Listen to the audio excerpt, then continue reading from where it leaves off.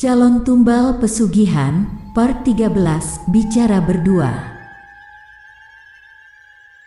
Dinda dan Rini pun akhirnya sampai di rumah kembali, setelah selesai mengantar piring ke rumah Hesti. Rini masih menatap Dinda, seakan berharap akan diberi penjelasan oleh gadis itu tentang pernyataannya tadi di depan Roy yang begitu mengejutkan. Pasalnya, selama ini Dinda jarang sekali ingin membahas tentang almarhumah ibunya, terutama setelah kecelakaan maut yang menewaskan kedua orang tuanya. Tapi tadi, ketika mendapat tawaran dari Roy untuk menjadi istri keduanya, mendadak Dinda membahas almarhumah ibunya dan juga almarhumah ibunya Agil. Namun sayang, semakin Rini tunggu, Dinda tampaknya semakin tak ingin membahas hal tersebut dan lebih memilih diam saja setelah mencuci tangan di dapur. "Loh, kok Elo enggak jadi makan? Tadi katanya lapar," tanya Dinda sambil membuka tudung saji. Ini gue baru mau makan kok. Gue kan lagi nungguin Elo." "Elo kan tadi langsung ngeloyor aja ke dapur untuk cuci tangan," jawab Rini, memberi alasan di hadapan Dinda. Dinda mengambilkan nasi ke atas piring untuk Rini. Setelah itu baru ia mengambil nasi untuk dirinya sendiri. Capcay, udang goreng mentega, dan juga perkedel kentang benar-benar melengkapi isian piring untuk makan siang mereka. Semua makanan itu benar-benar menggugah selera Rini yang tampak mulai berbinar-binar ketika piringnya dipenuhi makanan. Sayangnya, baru saja mereka akan menyuap makanan ke mulut, suara pintu yang diketuk oleh seseorang terdengar dengan jelas dari arah depan. "Siapa tuh? Ada bel di dekat pintu malah milih ketuk-ketuk," ujar Rini sambil melongokkan kepalanya dari kursi yang ditempatinya. Dinda tak menyahut dan memilih segera meninggalkan meja makan. Ia melongok keluar jendela untuk melihat siapa yang datang ke rumahnya. Saat ia melihat sosok Agil yang ada di depan pintunya, ia pun bergegas membukakan pintu untuk menyambutnya dengan penuh senyuman. "Assalamualaikum Neng Dinda, maaf mengganggu," ucap Agil. "Waalaikumsalam, Kak Agil. Enggak mengganggu sama sekali kok. Ayo masuk, kebetulan Dinda lagi makan siang sama Rini. Kita makan siang sama-sama ya," ajak Dinda, sambil menarik lengan Agil agar pria itu tak menolak ajakannya. Melihat kedatangan Agil, Rini pun segera bangkit dari kursinya dan berlari menuju ke kamar. Kemana Rini?" Dinda terlihat kebingungan. "Rin, Elo kemana?" panggilnya. "Di kamar, Din. Ada kerjaan." "Gue makan sambil kerja aja, soalnya mendesak," jawab Rini. Dinda pun cengok selama beberapa saat. Tadi perasaan enggak ada tanda-tanda punya kerjaan deh. "Kok bisa tiba-tiba banget sih?" tanyanya sambil berjalan ke dapur untuk mengambil piring. Setelah Dinda kembali dari dapur, Agil hanya tersenyum dan membiarkan gadis itu mengambilkan nasi beserta lauk pauk ke atas piring untuk dirinya. "Ayo Kak, silahkan dimakan. Kalau kakak masih lapar, tambah aja dan jangan merasa sungkan," ujar Dinda mempersilahkan pada Agil. Agil tampak memperhatikan semua masakan yang tersaji di meja makan saat itu. Jujur saja, ia merasa takjub dengan banyaknya makanan yang dimasak oleh Dinda. "Ini semua Neng Dinda yang masak sendiri?" tanya Agil. "Iya, Kak. Kebetulan tadi Rini ketiduran, jadinya Dinda sendiri yang masak. Tapi biasanya Rini ikut bantu kok, kalau lagi enggak sibuk dan enggak ngantuk," jawab Dinda. Memangnya masak banyak jenis makanan seperti ini enggak membuat Neng Dinda capek, gitu? Agil tampak khawatir. Dinda pun tersenyum. "Enggak capek sama sekali kok, Kak Agil. Dinda udah biasa masak banyak jenis makanan dan juga masak dalam porsi besar untuk semua sahabat Dinda kalau mereka lagi tinggal sama-sama di rumah yang lama. Kalau Dinda masaknya sedikit, nanti yang lain cuma kebagian piringnya doang. Soalnya Rini kalau makan tuh selalu sampai habis tanpa sisa, jawab Dinda. Jangan ngomongin gue bisa dengar dengan jelas, seru Rini dari arah kamarnya. Iya, gue sengaja, biar lo dengar dan mencoba mengurangi sifat rakus yang lo punya, sahut Dinda. Agil tertawa saat melihat kekonyolan antara Dinda dan Rini yang tidak pernah berhenti dimanapun mereka berada. Dinda kini pergi mengambilkan jus sirsak di kulkas untuk Agil, karena tadi ia hanya mengambil piring dan lupa untuk mengambilkan minum untuk pria itu. Udah, Neng, jangan repot-repot atuh. Kakak jadi enggak enak kalau Neng Dinda repot saat kakak datang ke sini, ujar Agil. Apanya yang repot sih, Kak? Dinda enggak merasa repot sama sekali kok. Dulu aja waktu Dinda sering main ke rumah Kak Agil, almarhumah Bibi Atikah, maksud Dinda, almarhumah emak, pasti nyuguhin Dinda makanan dan bahkan terkadang sampai nyuapin Dinda biar makannya banyak. Sekarang Kak Agil harus bersyukur kalau Dinda cuma nyuguhin makanan doang dan enggak sekaligus nyuapin Kak Agil seperti yang almarhumah emak lakukan, balas Dinda dengan santai. Wajah Agil jelas langsung memerah usai mendengar hal itu. Ia benar-benar tidak menyangka kalau Dinda akan mengatakan hal itu di hadapannya. Jangan coba-coba main suap-suapan sama Kak Agil. Gue bakal lempar Elo pakai piring kalau sampai nekat, ancam Rini. Sebenarnya Elo tuh kerja apa nguping sih, Rin? Tanya Dinda, kembali merasa bingung dengan tingkah Rini. Dinda kembali menyuap makanan ke mulutnya dan mengunyah dengan cepat tanpa suara. Masakan Neng Dinda enak, rasanya pas, puji Agil, malu-malu. Kalau begitu kakak harus makan yang banyak, biar pipi Kak Agil berisi lagi kayak dulu, balas Dinda seraya tersenyum hangat. Hati Agil kembali seperti tersengat listrik. Entah mengapa rasanya begitu menyenangkan saat tahu kalau Dinda selalu memperhatikannya, bahkan masih ingat kalau pipi Agil dulu pernah berisi alias sedikit tembam.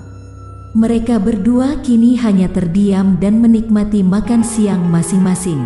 Rini yang sudah selesai makan siang berusaha mengintip untuk memastikan kalau Dinda dan Agil bisa berkomunikasi dengan baik di luar sana. Sejujurnya, kakak kesini mau ngajak Neng Dinda keluar nanti sore. Mau ngajak Neng Dinda jalan-jalan. Tapi itu pun kalau Neng Dinda enggak ada kerjaan atau enggak ada kesibukan. Tapi kalau bisa kok, potong Dinda dengan cepat. Novel yang Dinda tulis udah selesai semalam. Saat ini Dinda belum dapat ide baru buat nulis lagi. Jadi, Dinda bisa bebas mau jalan-jalan kemana aja sama Kak Agil. Memangnya Kak Agil mau jalan-jalan kemana? Tanya Dinda penuh antusias. Agil pun tersenyum. Entah kenapa ia merasa begitu bahagia meski hanya sekedar ajakannya yang sederhana tidak ditolak oleh Dinda. Enggak jauh-jauh kok, Neng. Cuma ke Malangbong aja, ke depan Masjid Agung, jawab Agil. Oke, Dinda mau ikut. Jam berapa?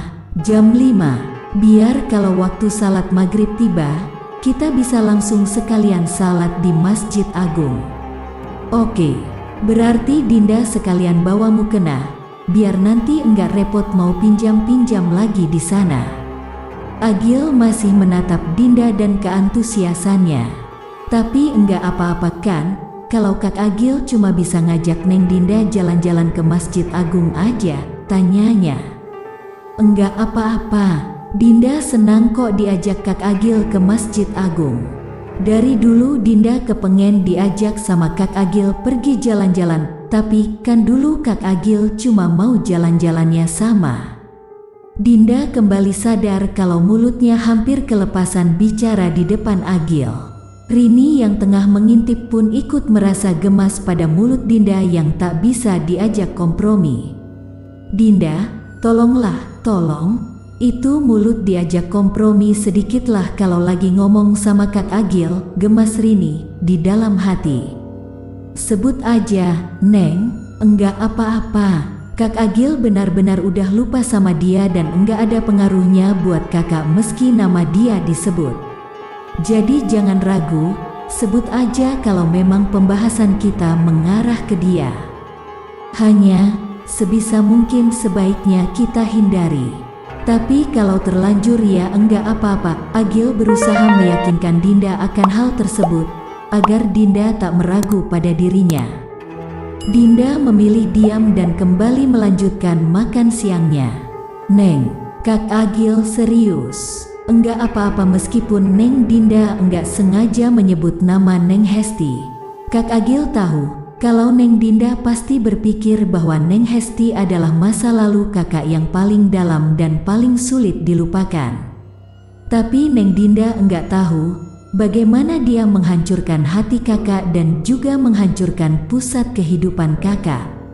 Lupanya kakak sama Neng Hesti bukan hanya karena dia mengkhianati kakak, Neng Dinda. Tapi lebih daripada itu, kakak belum bisa mengatakan apa sebabnya sama Neng Dinda, tapi kakak harap Neng Dinda mau mengerti dan memberi waktu untuk kakak agar bisa menjelaskan semuanya tanpa merasa terluka lagi. Sampai saat ini, kakak hanya masih belum ikhlas dengan merelakan yang udah enggak ada, bukan enggak ikhlas melupakan yang berkhianat, jelas Agil sambil menatap Dinda lekat-lekat. Dinda bisa memastikan kalau apa yang Agil katakan bukanlah sebuah kebohongan. Kedua mata pria itu mengatakan segalanya yang tak terucap selama ini, dan Dinda tahu kalau itu adalah bagian dari harapannya agar Dinda mau mengerti tentang keadaannya sekarang. Ia pun kemudian tersenyum seraya menepuk-nepuk lembut pundak Agil seperti tadi pagi. Dinda percaya kok sama Kak Agil. Kak Agil tenang aja, enggak mungkin Dinda ragu sama kejujurannya Kak Agil. Kak Agil itu pria paling jujur yang pernah Dinda kenal. Dinda tahu pasti tentang sifat Kak Agil dan enggak akan pernah merasa ragu. Udah ya, enggak usah dibahas lagi kalau hal itu membuat Kak Agil merasa sesak.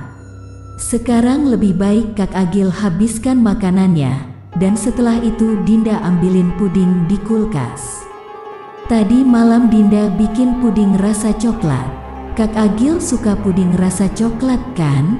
Dinda masih ingat loh, kalau Kak Agil suka sama puding rasa coklat, ujar Dinda, berusaha menghibur Agil. Agil pun kembali tersenyum saat mendengar cara bicara Dinda yang tidak berubah sama sekali, sejak mereka masih remaja. Dinda yang selalu ceria dan berwarna selalu saja mampu menghapuskan kelabunya warna di dalam hidup Agil. Sayang sekali, Agil baru menyadari itu sekarang. Oh ya, memangnya Neng Dinda masih hafal tentang apa aja yang Kak Agil suka? Masih dong, Kak Agil itu satu-satunya pria di dunia ini yang enggak bisa Dinda lupain.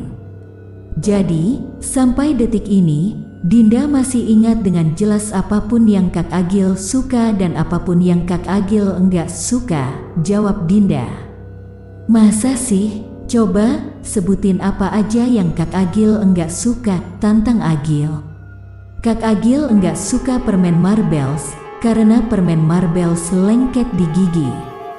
Kak Agil enggak suka kue dadar gulung, soalnya Kak Agil enggak suka gigit gula merahnya yang kadang enggak benar-benar menyatu dengan kelapa. Kak Agil enggak suka sup kacang merah, karena rasa supaya jadi manis bukan gurih.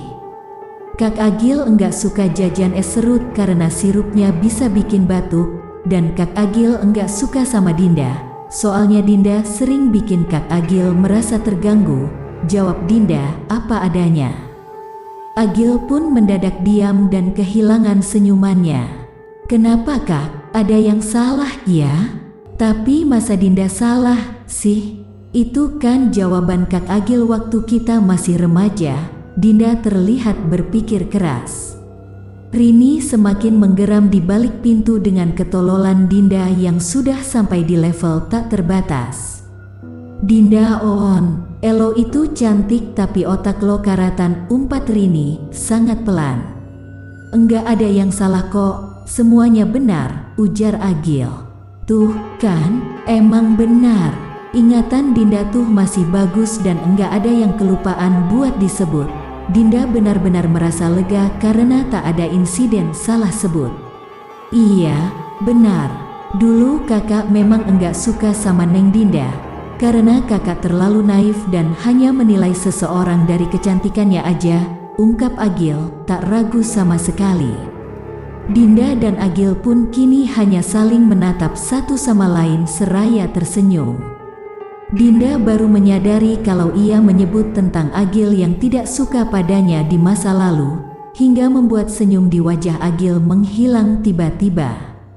Nyatanya, sekarang semesta telah membuktikan bahwa kamu telah menjelma menjadi kupu-kupu yang begitu cantik.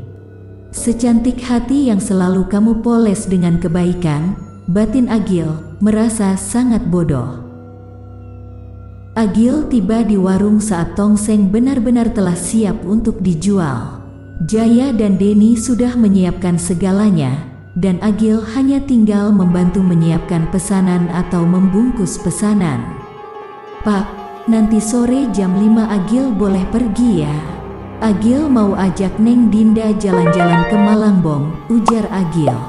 Jaya dan Denny pun kini menatap ke arah Agil yang tampak tidak sedang main-main dengan ucapannya.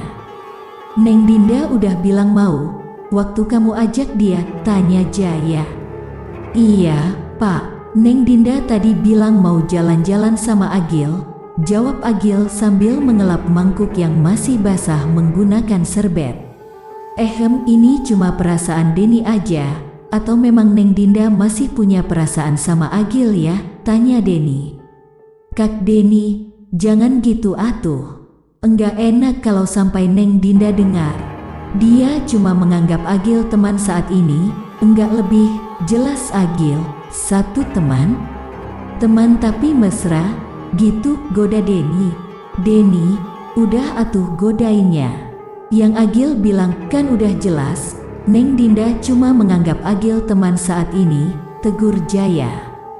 Ya kan siapa tahu Pak, si Agilnya yang salah tangkap maksud omongan Neng Dinda ke dia. Bapak tahu sendiri, kan kalau Agil agak-agak kurang pintar, jelas Denny akan maksudnya menggoda Agil. Cuma teman, Kak, cuma teman, kata Neng Dinda teh, ulang Agil agar Denny paham. Bersambung.